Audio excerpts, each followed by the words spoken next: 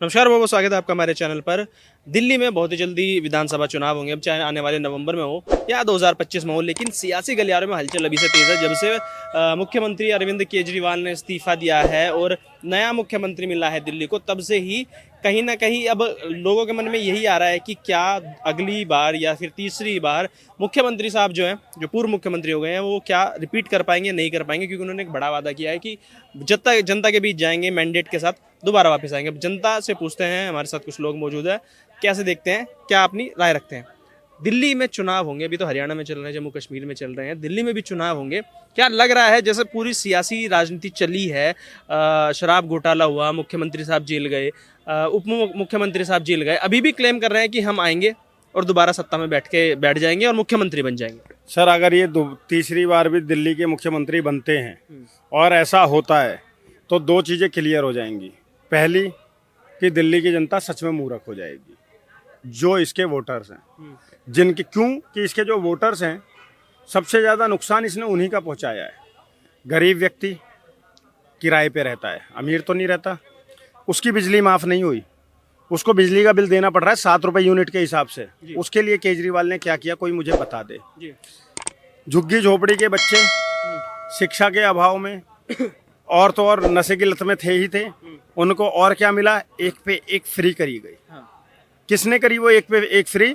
जो शिक्षा मंत्री था वही शराब मंत्री था, और उसने एक पे एक फ्री करी और उसके तहत उन बच्चों को एक पे एक फ्री मिली, उनका घर बर्बाद हुआ। उन माओं को सोचना पड़ेगा जिनकी औलादें दारू पी पी कर एक पर एक फ्री होकर बर्बाद हुई, औलादें बर्बाद हुई, जिनके पति बर्बाद हुए, जिनके भाई बर्बाद हुए। उन माओं, बहनों, बीवियों, बेटियों को समझना पड़ेगा और इसको इस बार हटाना पड़ेगा। ये समझने की बहुत ज़रूरत है, और कि शक्तिमान ही गंगाधर है और गंगाधर ही शक्तिमान है। केजरीवाल ही भ्रष्ट है और भ्रष्टाचार ही केजरीवाल है। केजरीवाल आज भ्रष्टाचार का पर्याय बन चुके हैं, केजरीवाल आज झूठ का पर्याय बन चुके हैं, केजरीवाल आज नौटंकी का पर्याय बन चुके हैं। किसी से भी पूछो, नौटंकीबाज कौन? केजरीवाल। झूठा कौन? केजरीवाल। समझ रहे हैं आप? भ्रष्टाचारी कौन? आम आदमी पार्टी। तो ये पर्याय हो चुके हैं। ये आज समझने की बहुत आवश्यकता हो गई है जनता को कि देखो यार, मुझे बताओ ना, क्या तुम्हारे मंत्रालय में, तुम्हारे मंत्रिमंडल में, तुम्हारी पार्टी में क्या एक भी ऐसा काबिल व्यक्ति नहीं था जिसको दोनों मंत्रालय अलग अलग दे दो? मधुशाला और पाठशाला एक साथ कल्पना की जा सकती है क्या? जिस पाठशाला में चरित्र निर्माण होता है, राष्ट्र निर्माण होता है, व्यक्ति का नव निर्माण होता है, उस पाठशाला से कभी मंत्री वही जो मधुशाला बना रहा है। कौन सी मधुशाला? जो मधुशाला सिर्फ आपको नर्क में ले जाती है, गर्त में ले जाती है, बर्बादी में ले जाती है। दोनों का मंत्री एक ही व्यक्ति था या नहीं था? और उसने ये घोटाला किया और इसलिए वो जेल गया। अब ये झूठ क्या बोलते हैं? क्योंकि इनको जमानत मिल गई है तो ये बोल रहे हैं कि हम ईमानदार हैं। अरे मूर्खों, ये समझने की बात है कि निर्दोष व्यक्ति को कभी भी जमानत लेने की जरूरत नहीं पड़ती, उसको रिहाई मिलती है।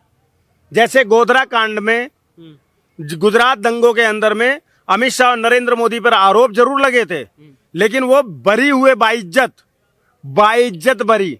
समझे? तुमको जमानत पर बाहर हो। जमानत का मतलब ही है कि जब तक तुम जमानत पर आ रहे हो या पेरोल पे आ रहे हो तो तुम अपराधी हो, या फिर तुम्हारा अपराध सिद्ध नहीं हुआ है तो तुम संदिग्ध हो। संदिग्ध या अपराधी हो सकते हो, निर्दोष नहीं हो सकते, ईमानदार नहीं हो सकते। पहली बात।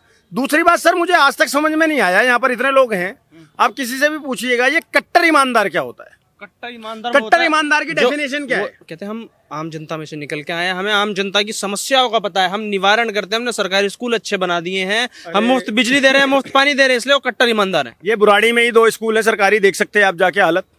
2 शिफ्ट में चलते हैं, क्या हालत है जाकर देखिए। बुराड़ी में खड़ा हूं मैं, यहाँ की गलियों की हालत जाकर देखिए, यहाँ की गलियों की हालत देखिए, नालियों की हालत देखिए, सीवर नहीं है, जाम जिस तरीके से लग रहा है, सारी चीजें बुराड़ी में खड़ा होकर बोल रहा हूँ ना मैं। अब उसके बाद में कट्टरता जो होती है ना सर, एक बात याद रखना, कट्टर ईमानदार जैसा कोई वर्ड नहीं होता। कारण या तो व्यक्ति ईमानदार होगा या व्यक्ति बेईमान होगा। अगर आपके मन में 1 पैसे की भी बेईमानी है तो आप ईमानदार नहीं हो सकते जी। और जब आप ईमानदार ही नहीं हो सकते तो आप कट्टर कैसे हुए? और अगर आप ईमानदार हो तो आपके मन में 1 पाई की भी बेईमानी आ नहीं सकती। तो सीधी सी बात है कि ये कट्टर वर्ड को ढूंढ कर लाया गया जनता में भ्रम फैलाने के लिए, सिर्फ और सिर्फ। जैसे राहुल गांधी एक बात बोलता है, मोहब्बत की दुकान।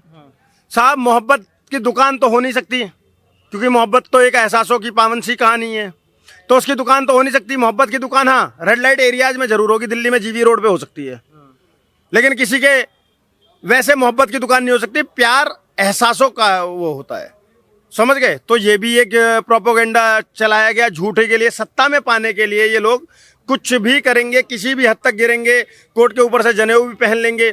आप सोचिए ना, वो हनुमान चालीसा और सुंदरकांड के पाठ कराने लगा जिसकी नानी कहती थी कि बाबरी मस्जिद विध्वंस गलत है। जिसकी नानी पक्ष में नहीं थी हमारे राम मंदिर के, वो सुंदरकांड का पाठ कराने लगता है। क्यों? क्योंकि उसको सत्ता का लालच आ जाता है और उसे सत्ता चाहिए। और जब जनता मूर्खता में उसको चुनती है ऐसे नेता को, तो फिर यही होता है जो मैंने आपको बताया कि आप यहां से जाइएगा। वैसे तो पूरी दिल्ली का ये हाल है। मैं किस कॉलोनी का नाम लूं? आप बुराड़ी का ले लो, सोनिया विहार का ले लो, खजूरी का ले लो, राजीव विहार का ले लो, नेहरू विहार का ले लो, भजनपुरा का ले लो, यमुना विहार का ले लो, उस्मानपुर का ले लो, गोंडा का ले लो, गामड़ी का ले लो, मौजपुर का ले लो, गोल चक्कर, अशोक नगर, जहां का आप बोलो, मीत नगर, अमर कॉलोनी। उसके बाद आप देवली साइड में चले जाइए, खानपुर, देवली, तहखंड, अमर कॉलोनी, ये सारा ले लो। कहीं पर भी अगर सड़कें ठीक हों, कहीं पर भी अगर बरसात में पानी निकलने की जगह हो तो मुझे बता दो। और नरक की जिंदगी बता देता हूं। आप इधर नजफगढ़ से शुरुआत कीजिएगा। नजफगढ़ से एक रोड सीधी आती है, मुंडका होते हुए, कंझावला होते हुए रोहिणी आती है। आप इसको शुरू कीजिएगा। नजफगढ़ से लेके कंझावला के बीच में सर इतने गहरे गहरे गड्ढे हैं ना कि गाड़ी समा जाए। इतने गहरे गहरे गड्ढे, वहां के लोग नरक की जिंदगी जीने को मजबूर हो चुके हैं। ये हाल कर दिया। और वहां का विधायक और पार्षद दोनों आम आदमी पार्टी से हैं। अरे वो तो क्यों नहीं होता काम? वो तो आरोप ये लगाते हैं ना कि हमेशा काम करने से रोकती है भारतीय जनता पार्टी। अब चाहे दिल्ली की यमुना नदी में पानी ज्यादा आ जाए तो बीजेपी ने दिल्ली डुबा दी, पानी ना हो तो बीजेपी ने दिल्ली वालों को पानी नहीं दिया है, स्कूल बीजेपी नहीं बनाने देती है, कोई काम बीजेपी नहीं करने देती है। तो ईमानदार साहब को जब तक काम नहीं करने दोगे तब तक कैसे चलेगा? सर शुक्र करो इनके बच्चे हो गए बड़े, नहीं तो कल को ये भी कह सकते थे कि हमारे घर में बच्चा भी हुआ है तो नरेंद्र मोदी ने कर दिया या भाजपा ने कर दी। मतलब हद होती है यार हर बात की। मूनक नहर से पानी तुम चोरी करवा लो। 1000 टैंकर हुआ करते थे ना शीला के टाइम पे, आज 3200 टैंकर क्यों है भाई साहब? तुम तो टैंकर माफिया राज खत्म करने आए थे ना। 3200 टैंकर कहां से आ गए? 1000 से। यमुना को तो तुम पहले 5 सालों में साफ करने वाले थे ना। यमुना तो छोड़ो, तुमने साफ नहीं करी, चलो मैं मानता हूं यमुना के अंदर में जनता की भी गलती है।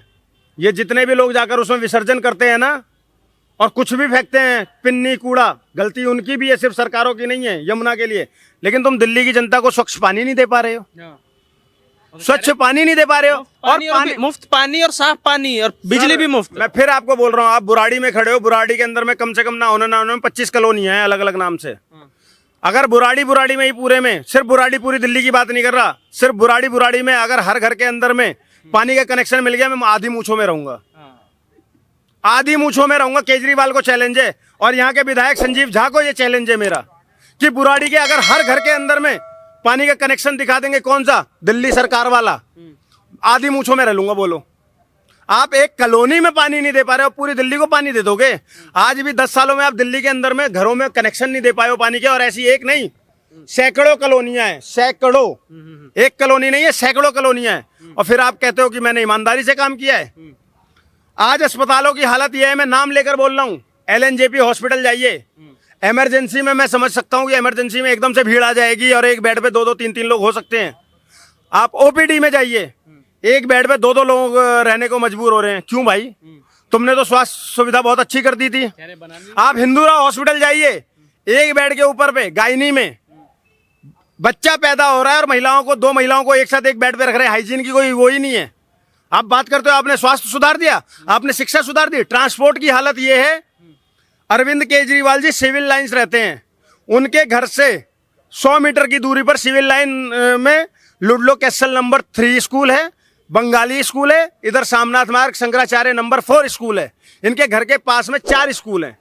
और उन चारों स्कूलों के, मैं और पूरी दिल्ली की बात ही नहीं कर रहा, उन चारों स्कूलों के जब बच्चों की 2 बजे छुट्टी होती है ना सर, बसें नहीं रुकती हैं।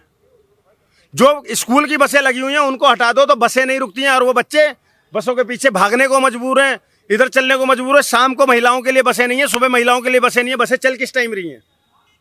49 इलेक्ट्रिक बसें केंद्र सरकार देती है और तुम ऐड कर देते हो कि हमने कर दिया। और उसके बाद में तुम्हारे पास चार्जिंग स्टेशन नहीं बना पाते हो कि 49 की 49 बसें तुम्हारी आईपी डिपो में जाकर खड़ी हो जाती है, चार्ज नहीं हो पाती हैं। इससे ज्यादा दिल्ली का बेड़ा गर्क और कौन करेगा भाई साहब।